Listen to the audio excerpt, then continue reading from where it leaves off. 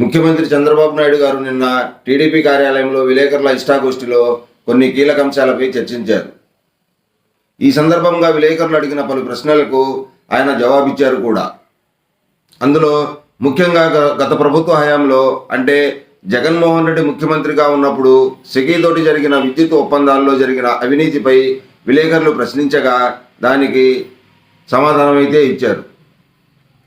SECI ఒప్పందంలో అదాని దగ్గర భారీ ముడుపులు తీసుకున్నారు అని, ఆనాడు జరిగిన అవినీతిపై రాష్ట్ర ప్రభుత్వం ఎలాంటి చర్యలు తీసుకోవడం లేదనే అభిప్రాయం ప్రజలతో పాటు టీడీపీ నాయకుల్లో ఉందనే విషయాన్ని ముఖ్యమంత్రి చంద్రబాబు నాయుడు గారి దృష్టికి తీసుకొని వచ్చారు.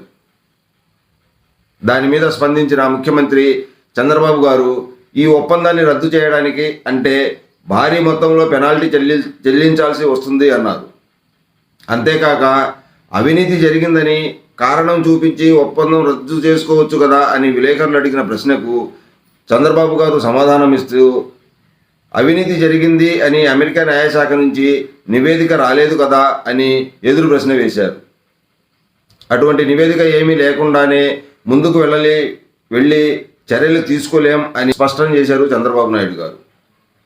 అంటే గత వైసీపీ ప్రభుత్వ హయాంలో జగన్మోహన్ రెడ్డి ముఖ్యమంత్రిగా ఉన్నప్పుడు కేంద్ర ప్రభుత్వ సంస్థ solar energy corporation of India అంటే సెకీతో చేసుకున్న ఒప్పందంలో అదాని దగ్గర 1750 కోట్లు తీసుకున్నారు అని అప్పటి ముఖ్యమంత్రి జగన్మోహన్ రెడ్డి గారి మీద అమెరికా న్యాయశాఖ బహిర్గతం చేయడంతో దీనిపై ఎలా చేయాలో ఆలోచిస్తామని అప్పట్లో చంద్రబాబు గారు అసెంబ్లీలో ప్రకటన చేసిన విషయం విదితమే.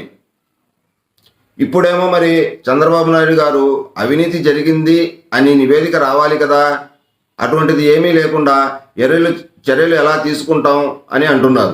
అంటే ఇప్పటి వరకు చంద్రబాబు నాయుడు గారు కానీ, ఆ పార్టీకి సంబంధించిన ఛానళ్లు కానీ, మరి టీడీపీ నాయకులు మంత్రులు కానీ అప్పటి ముఖ్యమంత్రి జగన్మోహన్ రెడ్డి గారి మీద చేసిందంతా దుష్ప్రచారం అని భావించవలసి వస్తుంది కదా.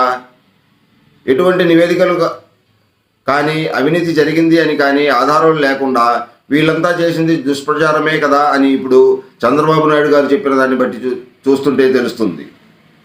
ఇంతలోనే చంద్రబాబు గారు ఎందుకు మాట మార్చారో అనే దాని మీదే పలు అనుమానాలకు తావిస్తుంది. ఏది ఏమైనా దీని మీద ప్రభుత్వం ఎలా స్పందిస్తుందో వేచి చూద్దాం. ఈ వీడియో నచ్చితే లైక్ చేయండి, షేర్ చేయండి, సబ్స్క్రైబ్ చేసుకోండి.